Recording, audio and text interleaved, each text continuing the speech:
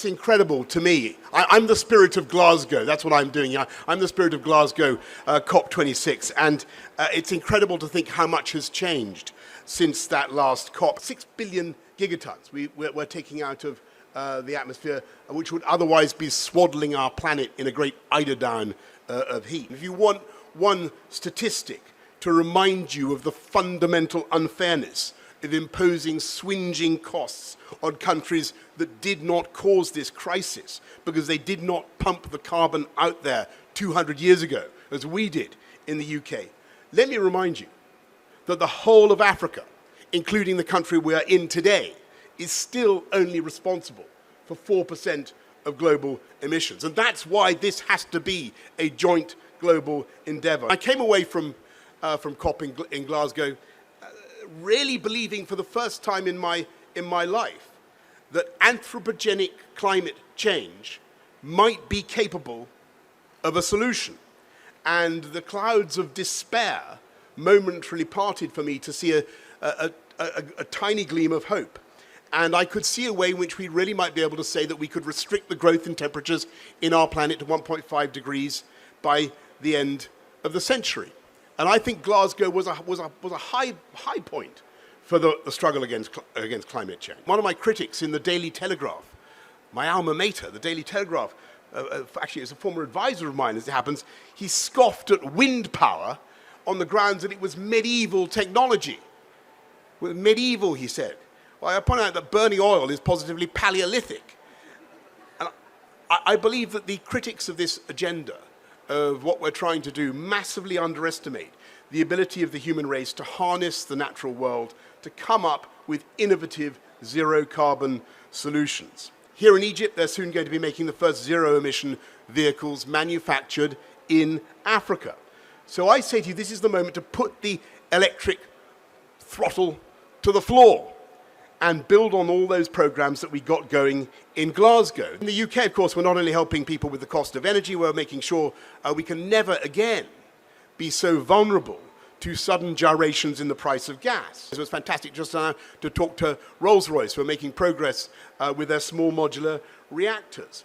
And that is surely the best retort to those who want to chuck net zero. And if we hadn't lost our place, for instance, as the #1 civilian nuclear power in the world, which we were, who split the atom?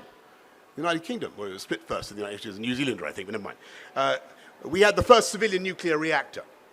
And we need to get that program underway and at speed. We need a nuclear reactor every year rather than every 10 years. Listen, it's fantastic, I say, to be here in Sharm. I first came here, I think, in about 1987, and I stayed in a kind of tent on a cliff top. I don't know where. It's changed out of all recognition. But it was surely here or hereabouts, if my Bible studies don't deceive me, that Moses miraculously parted the waters of the Red Sea and led his people to the promised land. If it wasn't here, it was somewhere hereabouts. Climate change, by the way, whose effects are all too real and visible, even in the UK. Temperatures in London this July reached 40 degrees, which is unprecedented and almost unbearable by United Kingdom standards, perhaps even contributing, who knows, to unexpected political turmoil that we saw in Westminster at that time. And yet, that is absolutely nothing, of course, compared to the fires, the droughts, the catastrophes, the damage to the natural world that we're now seeing, and which, of course, make the pharaonic plagues that afflicted Egypt look so trivial.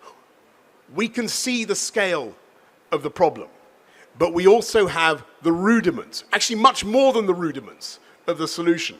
We have in our hands the ability to fix this problem. The only way forward is by patient negotiation and compromise, and I wish all success to the negotiators now, and investment in the right technology. Investment in the right technology, both at home and abroad. And we've got to end the defeatism that I think has crept in since last year, end Putin's energy blackmail, keep up our campaign to end global dependence on hydrocarbons. And if we retain the spirit of creative optimism, Promethean creative optimism that we saw at Glasgow, then I think we can keep alive the hope of restricting the rise in temperatures to 1.5. Keep 1.5 alive. Thank you all very much for listening today. Thank you all and have a great COP. Thank you.